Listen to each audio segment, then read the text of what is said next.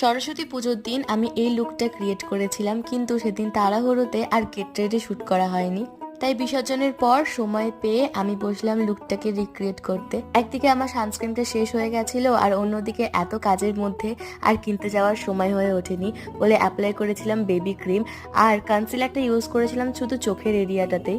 Concealer দেওয়ার পর কোনো আই মেকআপ করিনি, আইশ্যাডো অ্যাপ্লাই করিনি, শুধুমাত্র ব্লু কালারের কাজল দিয়েই আই মেকআপটা করেছি। তারপর অ্যাপ্লাই করেছিলাম মাস্কারা, গালে ভালোভাবে ব্লাশ, ঠোঁট থেকে লিপ বামটাকে মুছে দেওয়ার পর ডার্ক ব্রাউন কালারের লিপস্টিক দিয়ে আউটলাইন করেছিলাম, আর ওর থেকে একটু হালকা সেট নিয়ে পুরো লিপস্টিকটা পরেছি।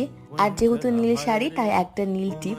শাড়ির সাথে মানাবে মনে হলো এই ইয়াররিংসটা, তাই এই ঝুমকোটা পরেছি, সাথে হাতে পরেছিলাম অনেকগুলো নীল চুড়ি আর অক্সিডাইসের একটা ব্রেসলেট, এক হাতে ঘড়ি। That's it. এবছর এরম ভাবে আমি সরস্বতী পুজোতে সেজেছি। কেমন লাগলো অবশ্যই কিন্তু কমেন্টে জানিও।